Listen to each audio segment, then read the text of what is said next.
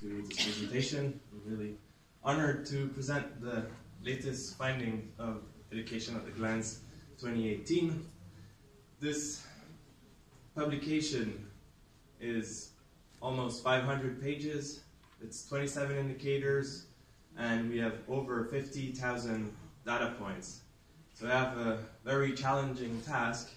Within the next 30 minutes, I'll have to summarize this. And as you can already understand, this publication doesn't really stand for its title, At a Glance.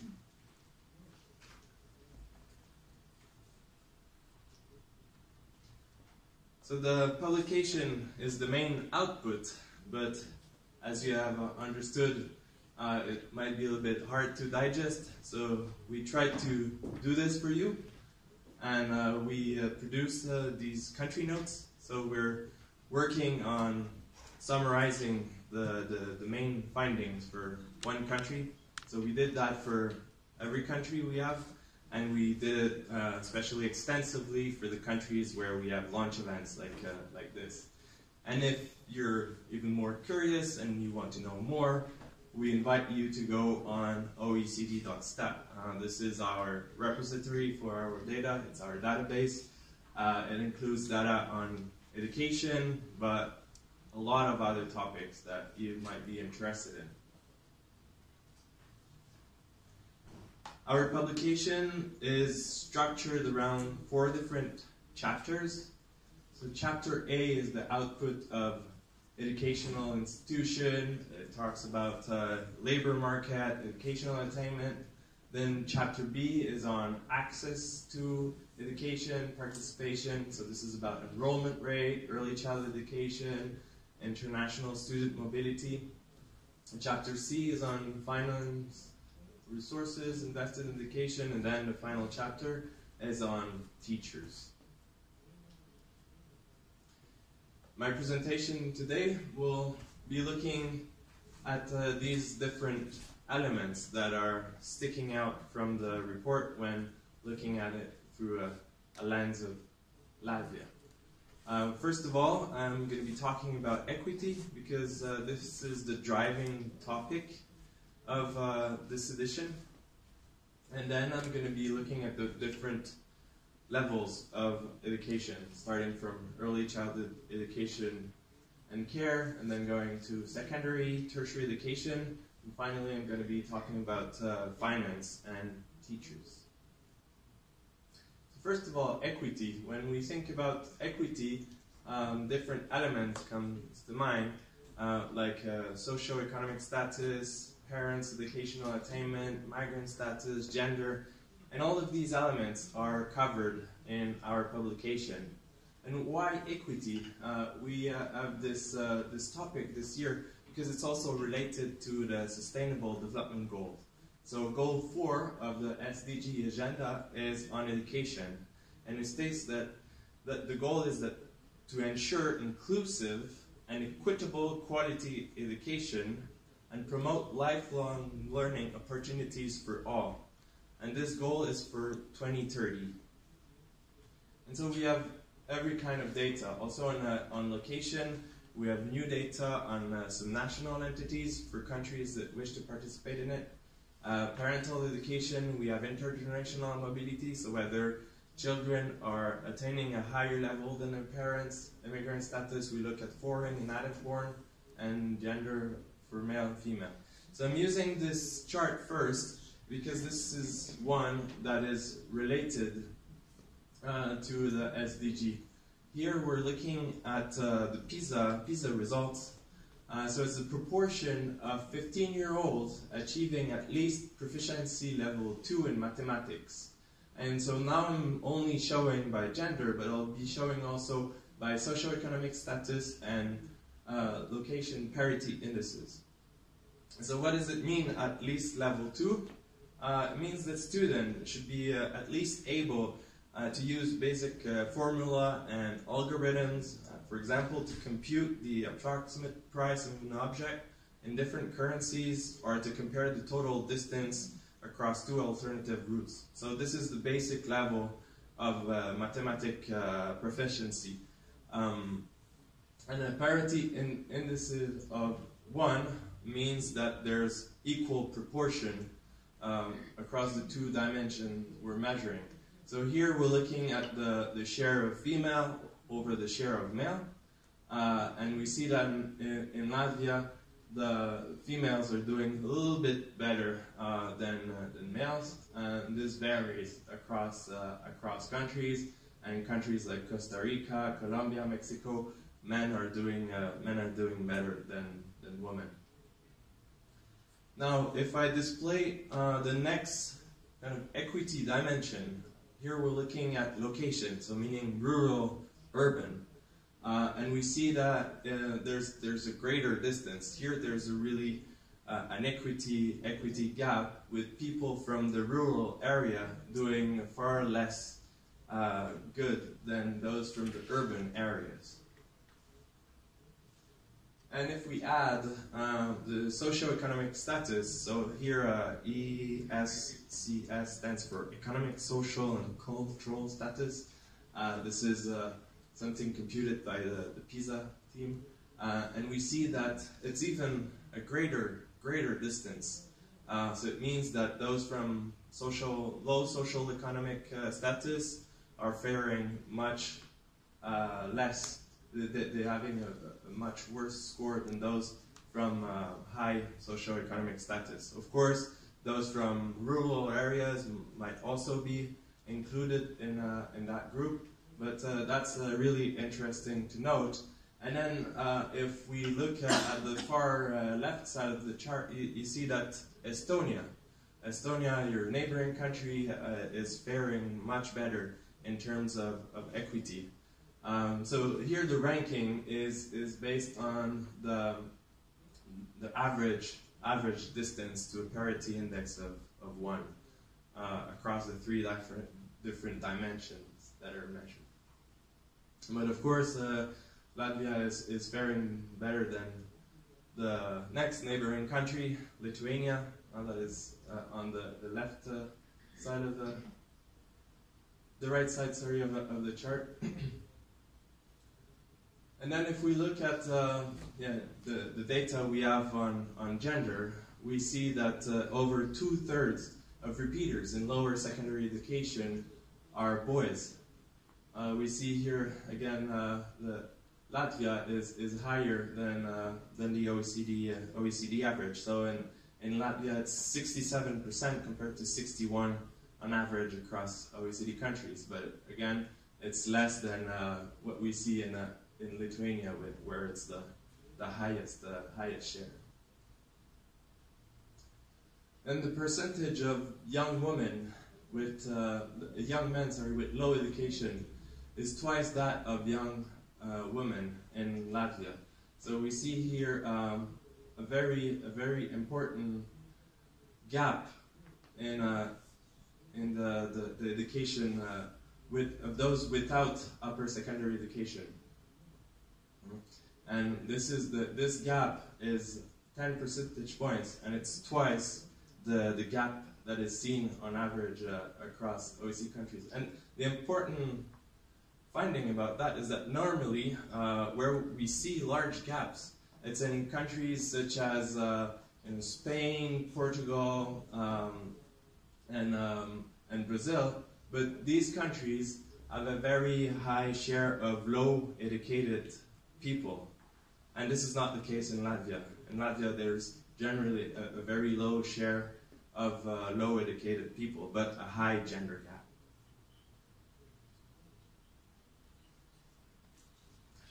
But Latvia is faring better in terms of equity when looking at earnings of tertiary educated workers. Here what we see is the women earnings as a percentage of men's earnings, full-time workers with tertiary education. So what we see here is that the women are earning 80% of men's earning, or we can also say that they're earning 20% less. So this is better. It's more equitable than what is seen on average across OECD countries, where it's where women are earning 26% less. And then turning to another equity dimension, the migrants. What's interesting to see here is that there's a very great equity. So we see that about 30% of native and foreign-born adults are tertiary educated, and this is regardless of the age they arrived in the country. So if we look here, the red, the yellow markers, and the blue markers are all more or less at the same point. And we see here in parentheses the 11%, this is the share of your foreign-born population. But when looking at the employment rate, this is where we see a divide. We see that the age at arrival has a huge impact. We see here that the employment rate for native-born workers is 89%, and then going to those foreign-born workers arrive by the age of 15, it drops to 84, and then for those arrived late, meaning they didn't get the chance to get an exposure to the education system, this falls to 70%. And this is one of the greater divide across OECD countries. If we compare it to the OECD average, this is a fall from 87 to 84 to 77. So what can we retain of this section? We saw that equity is not yet achieved, that women are still lagging behind in terms of labor market outcomes, while men have lower educational attainment and are overrepresented among repeaters. Now turning to the first level of education, early childhood education and care, which is the foundation to what's coming next. An interesting finding here is that, like other Baltic or Nordic countries, the starting age for primary education is later than what is seen in most other OECD countries, meaning the early childhood education and care, it starts, but it finishes later in Latvia compared to other OECD countries. So primary education starts at age 7, whereas in some countries it even starts at age 5.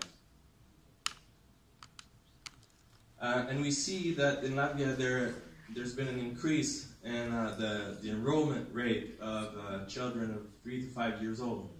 So over the past 10 or 11 years, there's been an increase of about 10 percentage points. This is, again, greater than what is seen on average across OECD countries.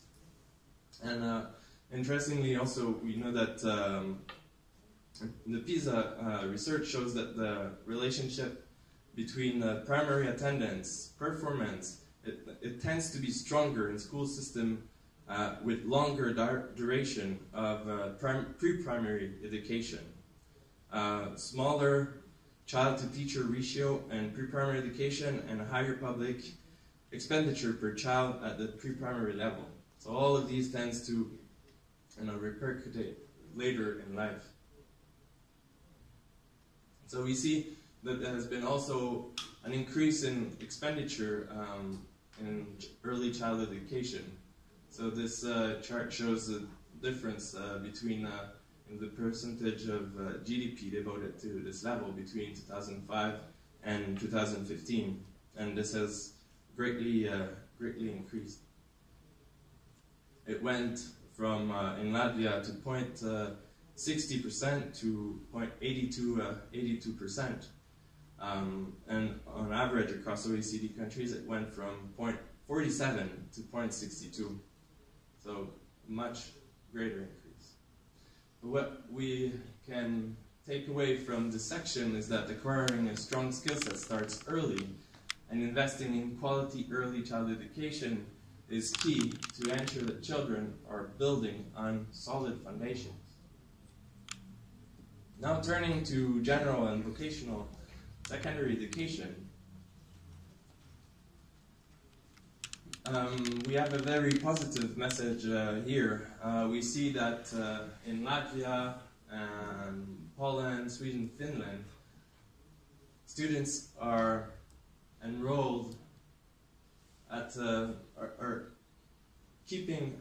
staying in the education system later than what is seen in other OECD countries. So if you look at the enrollment rate at age 18, it's really low in some countries, whereas here the blue triangle is really high for these countries: Latvia, Lithuania, Sweden, Finland. And here we're looking at the first secondary graduation rate from vocational program and general program, and we see that it's much lower in vocational program than in general program.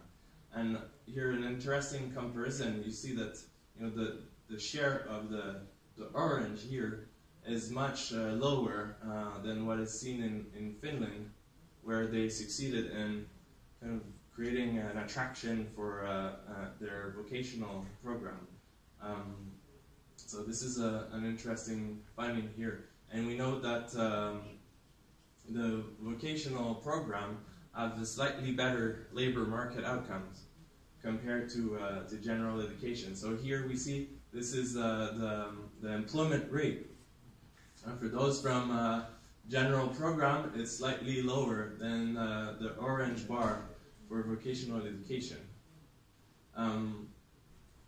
So again, it's interesting to see that general program are preferred when they have lower labor market outcomes.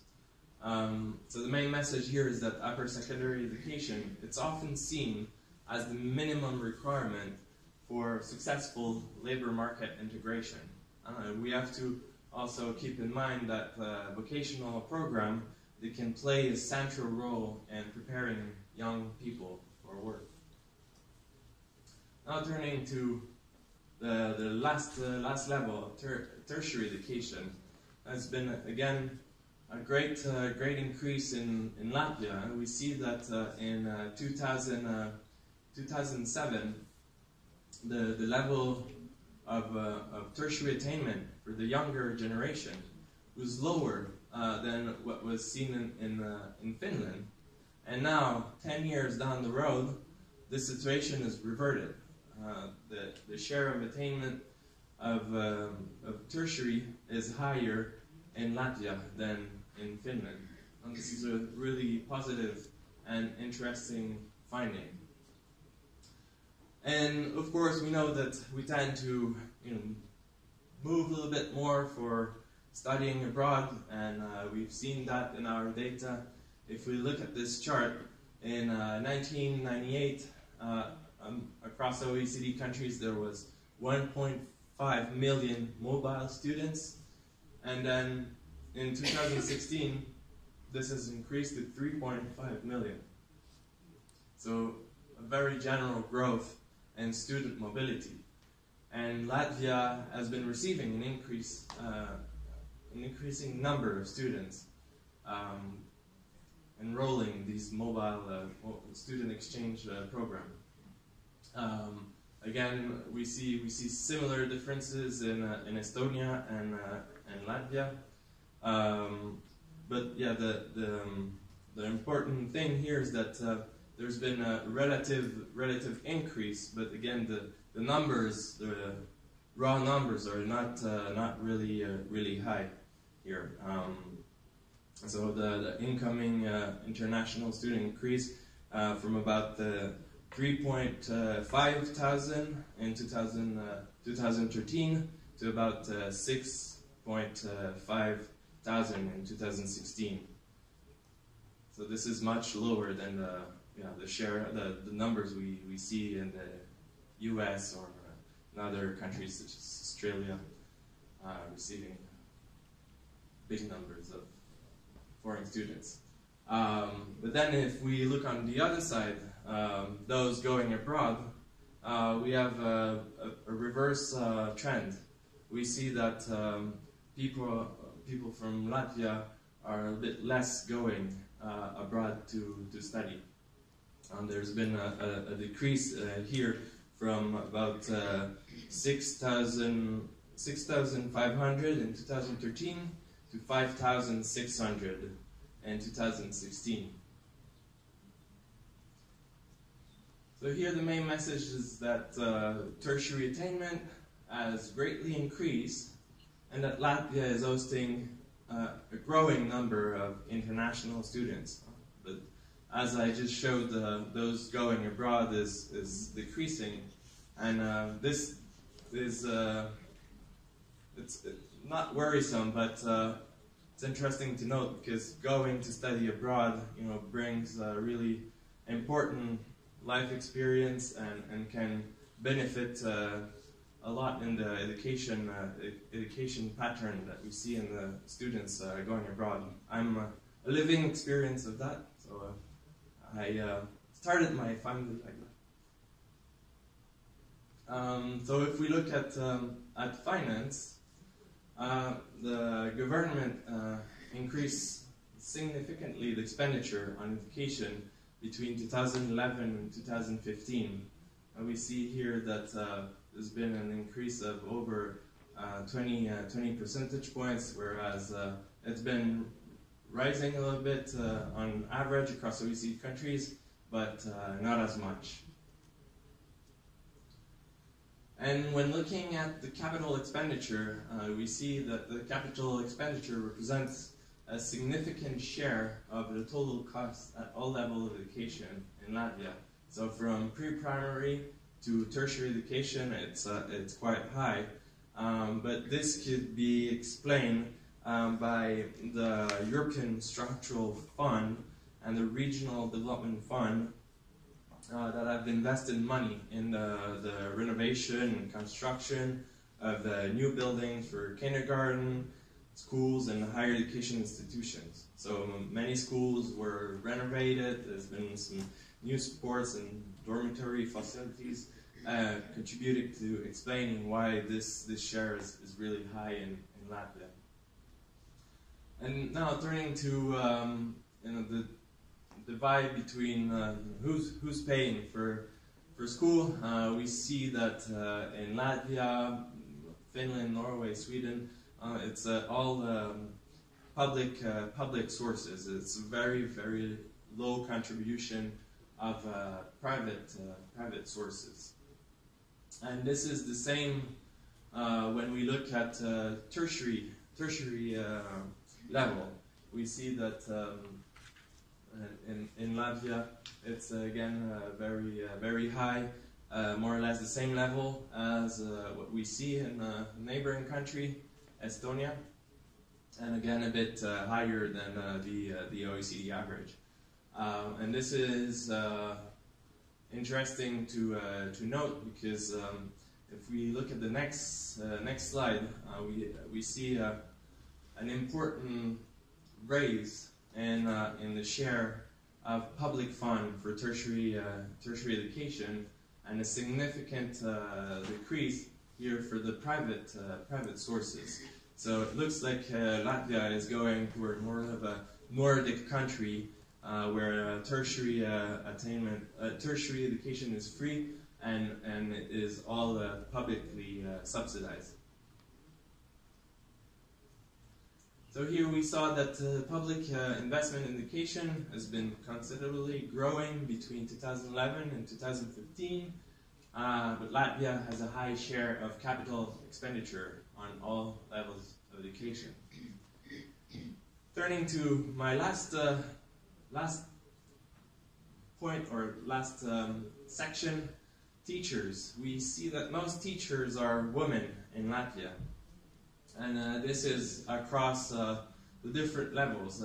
We see that from primary to secondary education, over 80% of teachers are female, and this is higher than what is seen across OECD countries, but it's a similar trend to what we see in Lithuania or the Russian Federation, where it's also composed of mostly women teachers. We see that teachers are getting old. about half of them will reach the retirement age in 15 years from now.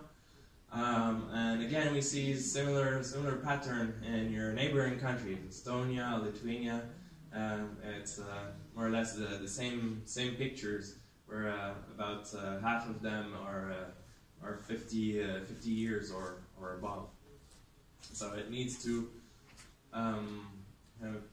maybe restructure the education systems in some years from now. And also this slide may contribute to the solution, because we see that the average class size in primary education is one of the smallest of OECD countries.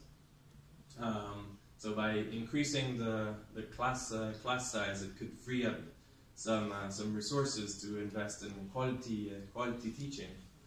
And an interesting finding from another survey we have is TALIS, where we saw that the teacher job satisfaction is not so much related to class size. So it doesn't mean that smaller class size necessarily increase the teacher job satisfaction. So another reason to kind of raise the class sizes in Latvia. When looking at teacher salaries, we see that in absolute terms, it's much lower than in other OECD countries. This is true also for school heads, so school principals also have a lower salaries than what is seen in other countries. But when we look at these numbers in relative terms, so when we compare the salaries of teachers with similarly educated workers, the picture is not the same. So we see that generally it's higher than the average of the European countries, and even they earn a little bit more. Teachers from lower secondary education earn more than similarly educated workers, and that's even more through they earn 22% more when they're teaching at upper secondary education. So they're earning less than similarly educated workers when they teach at pre-primary or primary education, but this picture revert at secondary level. So the main message here is that the teaching profession needs to be more attractive, and that savings made by increasing class sizes could be invested in quality teaching. This is all for the moment. I thank you for your attention. Paldies, Simona. Varbūt ir tādi... Es redzu, ka būs jautājums. Diana Laipniece un Izglītības un zinātnes ministrijas jautās. Es padošu austiņas, lai saprinātu. Angliski. Okay. Yes, thank you. I would like to ask, do you have the data on expenditure on education excluding capital expenditures? Because as you rightly pointed out, the capital expenditures are a separate story. It's also European structural funds investments into upgrade of infrastructure. Do you have a separate data on expenditure excluding capital expenses, maybe even broken down by primary, secondary, and tertiary education? How do countries compare?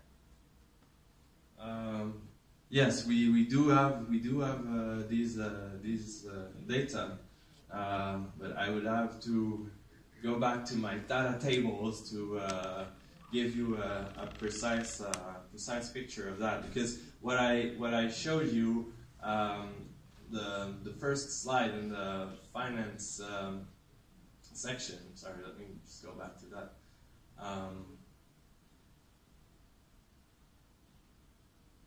So this one shows, the total public expenditure, but this, of course, as you rightly point out, this includes capital expenditure, and now we see that it's a high share. I mean, when we look at that, here we see that it's more or less 15% at primary education and even more at tertiary education.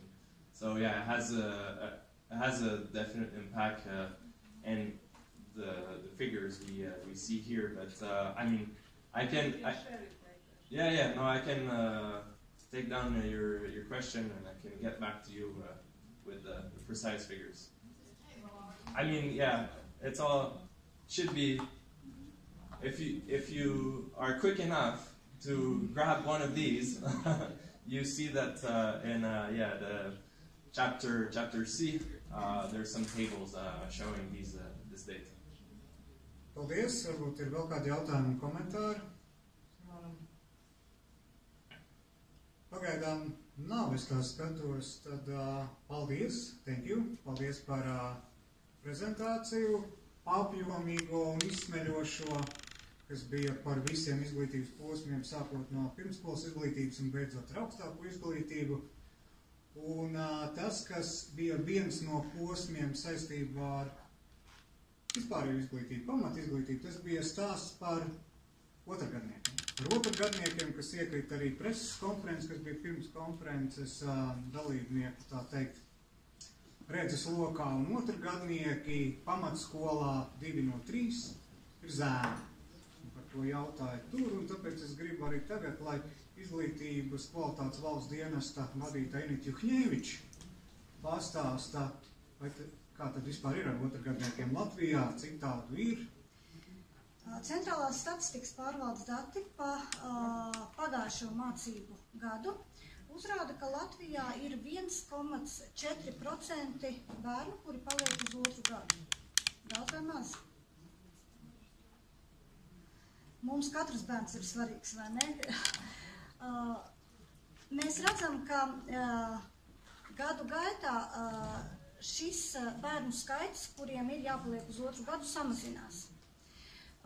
Iepriekšējā mācību gadā, kā es minēju, 1,4%, tad pirms tam tie bija 1,6%, vēl pirms tam 1,8%. Tātad to bērnu skaits, kuri paliek uz otru gadu, samazinās, kas, manuprāt, ir pozitīva tendence. Šeit gan ir jāraugās arī uz valsts izglītības politiku. Pēdējo gadu laikā ir nākusi ļoti skaidra ziņa no Izglītības un zinātnes ministrijas, ka mēs neatbalstam otrgadniecību. Nav jāgaida gads, lai varētu bērnu atstāt uz otru gadu, un tikai tad viņam sniegt nepieciešamo atbalstu. Arī ministru kabineta noteikumi par bērnu uzņemšanu un pārcelšanu nākamajā klasē nosaka, ka vidusskolā vispār skolēni netiek atstāti uz otru gadu. Savukārt pamatskolā var atstāt uz otru gadu, taču vispirms ir jābūt atbalsta mācību pasākumiem skolēniem, ir jābūt pēcpārbaudījumiem, un tikai tad, ja bērns nevar nokārtot arī šos pēcpārbaudījumus, pēc visiem atbalsta pasākumiem, viņu ar vienu vai vairākām nesekmīgām atzīmēm ir iespējams atstāt uz otru gadu. Uz 3. gadu tajā pašā klasē atstāt nav iespējams vispār. Kādreiz strādājot Izglītības un zinātnes ministrijā, mēs kopā ar kolēģiem veicām arī pētījumu. Vairāk gan mans kolēģis Edgars Grīns veica šo pētījumu par otrgadniecību. Un mēs secinājām, ka tie bērni, kuri vienu reizi ir atstāti uz otru gadu, pēc dažiem gadiem kādā citā klasē noteikti vēl paliek uz otru gadu. Un mūsuprāt, tā nav laba tendence. Līdz ar to gan mūsu normatīvais regulējums, gan izglītības politikas dokumenti liek reālajā praksē sniegt bērniem nekavējošu atbalstu, ja mēs redzam, ka bērnam ir grūtības mācībās. Runājot par otrgadniecību, ir jāsaka, ka tas ir viens no iemesliem, kāpēc bērni priekšlaicīgi pamat skolu. Un šeit mums arī ir pašiem sava statistika par puišiem un meitenēm. Un mēs redzam, ka tie bērni, kas pamet nepabeiguši vidējo izglītību mācības, 6,2% ir meitenes un 13,4% ir zēni. Tātad zēni ir pat vairāk, pat divreiz vairāk. Ko mēs darām, lai mazinātu otrgadniecību, lai mazinātu risku pārtraukt mācības, neiegūstot pamatu vai vidējo izglītību? No pagājušā gada ļoti aktīvi Latvijā darbojas Eiropas projekts Pumpurs – priekšlaicīgas mācību pamešanas risku samazināšana. Un, protams, viena no mērķa auditorijām šajā projektā ir tieši otrgadnieki. Projekts tika uzsākts pagājušajā mācību gadā, un gada laikā 200 bērniem, kuriem bija risks palikt uz otru gadu, projekta ietvaros bija iespējams sniegt individuālu atbalstu. Un kāds tad bija šis individuālais atbalsts? Papildu konsultācijas konkrētos mācību priekšmetos. Šī ir metode vai pasākums, kas šiem bērniem ir visnoderīgākais. To ir atzinuši pedagogi, izglītības iestāžu vadītāji, un līdz ar to šiem 200 bērniem tika nodrošināts individuāls atbalsts, konsultācijas konkrētā mācību priekšmetā, tādējādi mazinot risku palikt uz otru gadu. Man pēc preses konferences kāds no žurnālistiem jautāja, vai neviens no šiem 200 bērniem tad nepalika uz otru gadu. Atklāt sakot, man nav tādas statistikas, vai kāds no viņiem palika vai nepalika, bet pozitīvi ir tas, ka bija iespēja atbalstīt šos bērnus un sniegt viņiem nekavējošu atbalstu tieši tajā mācību priekšmetā, kur ir nepieciešams. Runājot par tiem iemesliem, kāpēc bērni paliek uz otru gadu, tie iemesli ir visdažādākie. Mēs redzam, ka visvairāk bērnu uz otru gadu paliek 1. un 8. klasē. 2016. gadā arī Izglītības kvalitātes valsts dienas veica pētījumu par otrgadniecības iemesliem, un runājot par 1. klasi, parādījās, ka bērni nav sagatavoti skolai. Ņemot vērā, ka mūsu bērni uzsāk 1. klasi no 7 gadiem, bet 5-6-gadīgo bērnu apmācība ir obligāta, kas nozīmē, ka principā izglītības procesu bērns uzsāk no 5 gadiem. Šeit droši vien ir jārunā par to, kā bērni, kādā kvalitātē tiek sagatavoti mācībām 1. klasē.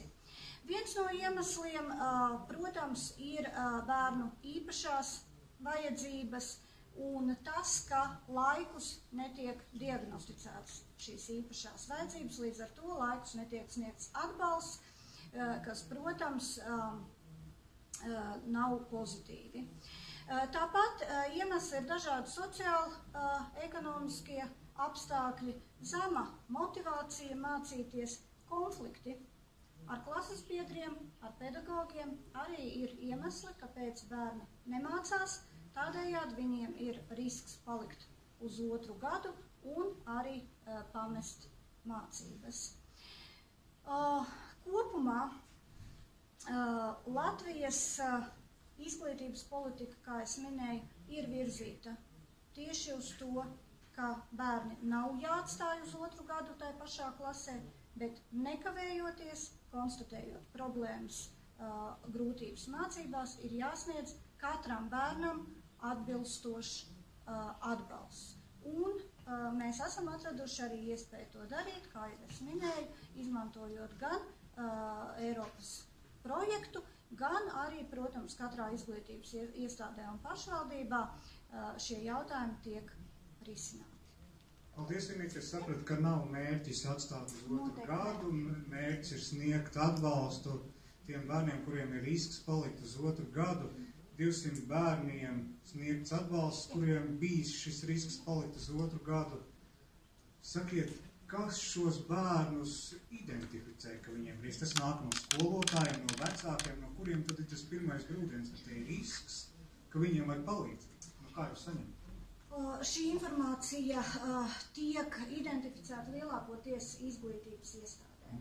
Un mūsu projekta ietveros, projekta konkursu ietveros, pedagogi tiek arī apmācīti, kā tad identificēt šos bērnus. Kas ir tās pazīmes, kas liecina par to, ka bērnam ir risks palikt uz otru gadu, ir risks pamest izglītības iestādi.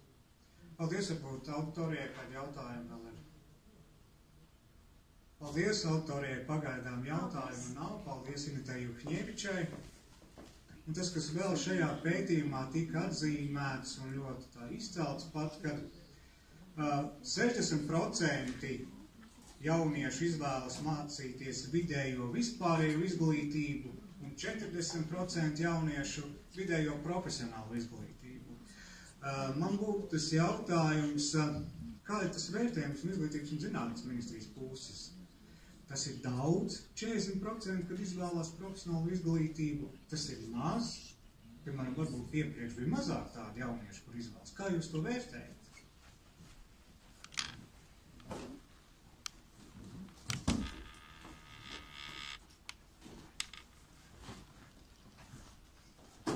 Labdien visiem! Tas, ko mēs gribam teikt attiecībā uz profesionālo izglītību, mēs varbūt to neskatāmies tādā kontekstā daudz vai maz. Mēs vairāk skatāmies uz to, cik šīs piedāvājums profesionālajā izglītībā ir kvalitatīvs, lai ieinteresētu jauniešus uz profesionālo izglītību nākt. Proti, pirmkārt, mazināt mītu par profesionālās izglītības nepievilcīgumu. Un šajā kontekstā mēs esam izdarījuši pirmkārt jau ļoti lielus ieguldījumus infrastruktūras sakārtošanā, proti ļoti modernizētas profesionālās izglītības iestādes. Turpinām to darīt arī šajā gadā un turpmāk, ieguldot milzīgus līdzekļus tieši infrastruktūras sakārtošanā. Otra lieta, ko mēs tiešām ļoti nopietni šobrīd darām, strādājam pie satura reformas, domājot par daudz elastīgākām iespējām un piedāvājumu tīri tādā satura programmu ziņā, proti modulārās programmas, kas ir ar elastīgākas iespējas jauniešiem iegūt profesionālo izglītību vai kvalifikāciju, darba vidē balstītās mācības, kur jaunieši jau saulaicīgi iepazīst darba vidi, paši arī identificē, vai viņiem šī profesija nākotnē būs interesanta, pievilcīga un iemācās jau praktiski lietas darīt. Vēl mēs ļoti nopietni strādājam pie tā, lai šajā satura reformā būtu iespējams novērtēt sasniedzamos mācību rezultātus nevis tikai caur kaut kādiem noteiktiem standartiem, bet jau novērtēt kompetences, novērtēt arī audzēkņu sasniedzamos rezultātus, lai tātad būtu iespējams arī šiem jauniešiem būt mobilākiem darba tirgu, ne tikai Latvijas kontekstā, bet arī Eiropas kontekstā. Nākotnē mēs domājam arī par sociālā dialoga attīstīšanu ar nozara ekspertu padomēm, ar nozarēm, lai mēs nevienkārši atražotu nevajadzīgas nozares, bet strādāt pie tā, kas tiešām ir darba tirgum vajadzīgs.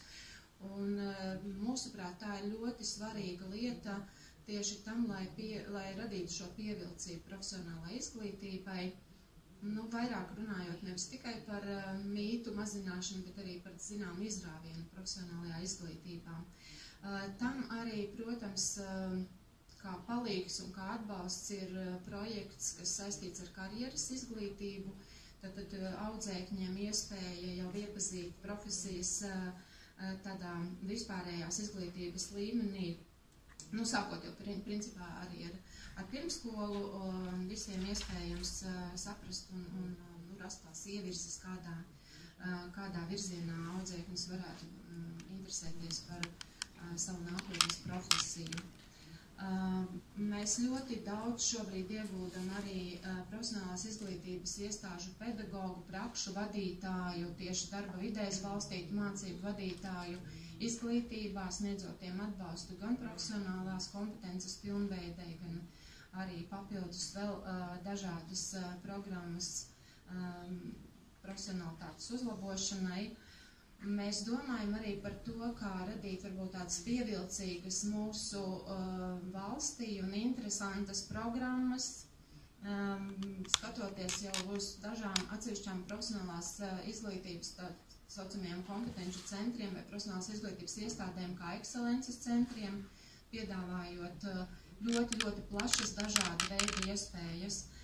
Mēs arī skatāmies uz jaunu, varbūt tādu labas prakses pārņemšanu gan no Somijas, gan no citām Eiropas valstīm, skatoties uz aktuālām profesijām, proti sociālais darbs, skatoties uz tām profesijām, kas ir Latvijas tādas varbūt nacionālā identitātei svarīgas, kokrūpniecība, kokapstrāde. Tā pašā laikā arī skatoties uz tādu nozari, kura mūsuprāt Latvija ļoti svarīga kā loģistikas nozare. Mēs pārskatām arī, nākotnē plānojot, pārskatām programmu piedāvājumu, skatāmies uz to, kā audzēkņiem veicināt uzņēmēju spējas, inovācijas, ilgtspējīgu attīstību un zaļo domāšanu, zaļo ekonomiku. Tās, mūsuprāt, ir tās tendences un iespējas, ko mēs varam piedāvāt, lai palielinātu šo varbūt attiecību. Mēs ticam, ka tas ir iespējams, un patiesībā tiešām mums šobrīd viss darbs tiek virzīts tajā virzienā, lai profesionālās izglītības jomā mēs veiktu zināmu izrāvienu attiecībā uz jauniešu piesaisti. Paldies! Tiek ieguldīti liels darbs, arī līdzekļi infrastruktūras sakārtošanai, skolu atjaunošanai, uzlabošanai, programmu uzlabošanai, sadarbībā darba devējiem. Tā tendence kāda ir. Es saprotu, nav vērtināta, bet tā tendence kļūst populārāk profesionāla izglītība jauniešu vidū. Arī darba devēji. Šobrīd mēs varam teikt, ka ļoti minimāli, tomēr viņa katru gadu paaugstinās. Arī šajā gadā mēs jau varam mazliet runāt par uzņemto jauniešu kādiem rādītājiem, cik tad ir iestājušies profesionālajā izglītībā. Mums ir priecīga ziņa, ka tas ir vairāk kā 90% no plānotā, tā kā mēs varam teikt, ka patiesībā mazliet, nelieliem soļiem, bet pakāpeniski pieaug šis audzēkņu skaits, kuri pretendē uz profesionālās izglītības iestādi. Tad nākotnē būs vairāk.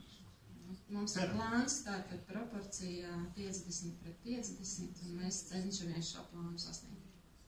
Paldies! Augstākā izglītība tiešām šajā ziņojumā izskatās uz citu valstu fona pietiekoši zelīdi. Par to, protams, ir prieks, un tas apstiprina arī to, ka tie iesāktie pasākumi, kas ir orientēti tieši uz augstākās izglītības kvalitātes pastiprināšanu, ir ārkārtīgi nozīmīgi. Jo vienalga, vai mēs runājam par to, kā tiek sagatavot cilvēku resursi mūsu pašu tautsēmniecības vajadzībām, lai ekonomikas attīstība notiktu ar noteiktu pātrinājumu, vai mēs runājam par internacionalizāciju un šo te starptautisko studentu sagatavošanu, jau plašākā kontekstā kvalitātes aspekti viennozīmīgi ir vissvarīgākie. Tas, kas ir darīts pēdējos gados, ir diezgan nozīmīgas investīcijas no struktūra fondiem gājušas augstākās izglītības kvalitātes stiprināšanai dažādos veidos. Kā nozīmīgāko vēlos akcentēt akadēmiskās informācijas centrus, kurš veic šo te ārējās novērtēšanas procesu, ir ceļā uz IKVD aģentūras statusa iegūšanu. Ko tas nozīmē? Tas nozīmē, ka iegūstot šo te IKVD aģentūras statusu, mēs gūsim apliecinājumu, ka mūsu Nacionālā kvalitātes novērtēšanas aģentūra ir atbilstoša tiem standartiem, par kādiem Eiropas augstākās izglītības telpā dalībvalstis ir vienojušās un vērtē mūsu izglītības sistēmu atbilstoši tam, kā tas ir pieņemts šajā reģionā. Vēl kas ir būtiski, mēs ļoti ceram, ka tiešām mūsu aģentūra līdz gada beigām iegūs šo statusu un no nākamā gada pavērsies iespēja augstskolām arī izvēlēties ārējai novērtēšanai jebkuru citu ekvar reģistrētu ārējās kvalitātes novērtēšanas aģentūru. Tas nozīmē atkal, lai parādītu, ka šī te izglītības kvalitātes novērtēšana ir vienā līmenī dažādās valstīs. Mēs esam apvēruši arī šo te iespēju. Lai tālāk stiprinātu arī citus kvalitātes aspektus, ir investīcijas veiktas augstākajā izglītībā gan infrastruktūras uzlabošanai, par to, cik nozīmīgs ir šo te investīciju īpatsvars jau iepriekš izskanēja komentāri. Tiek sniegtas investīcijas mācību spēku profesionālajai pilnveidēji, un tur apakšā ir virkne nozīmīgu aktivitāšu. Sākot ar to, ka tas ir atbalsts mācību spēku angļu valodas zināšanu pilnveidēji, un tā mūsu ekspektācija ir, ka tie, kas būs izvēlējušies šīs te programmas, lai uzlabotu mācību spēku angļu valodas zināšanas, tad parādīs, ka mācību spēku spēja apliecināt angļu valodas zināšanas līmeni C1 līmenī, kas ir pietiekoši augsti, un domāju, ka tas arī atbalsts tālākiem internacionalizācijas procesiem. Tas ir attiecībā uz akadēmiskā personāla pilnveidi, ir atbalsts stažēšanai Latvijas uzņēmumos, lai iegūtu stingrāku šo te sasaisti ar darba vidi, ar industrijā notiekošiem procesiem.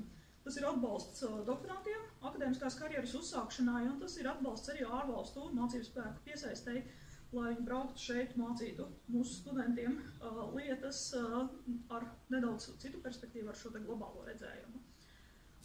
Atbalsts studiju programmu pilnveidēji tiek atbalstītas jaunu studiju programmu veidošana angļu valodā, īpaši akcentējot arī kopīgo studiju programmu veidošanu, un ir investīcijas atbalstam arī augstskolu iekšējās pārvaldības, iekšējās finansēšanas sistēmas pilnveidošanai, jo arī pašai augstskolai tīri organizatoriski un administratīvās kapacitātes ziņā ir jābūt spēcīgai.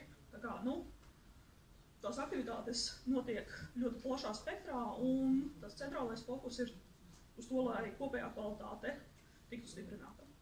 Jautājumi? Komentāri?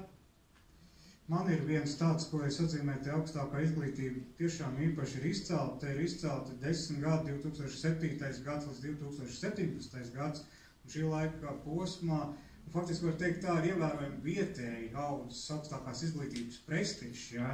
Te ir no 2007. līdz 2017. gadam, vecuma grupā no 25 līdz 34 gadiem, iedzīvotāji ar augstāku izglītību skaitu pieaugs no 34% līdz 42%.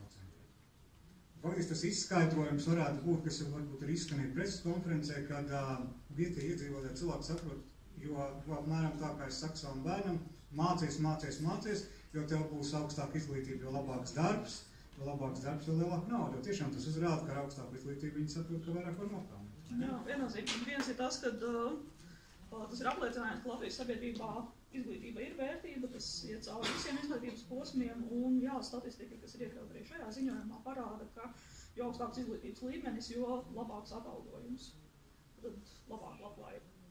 Paldies! Noslēdzies šis darba seminārs.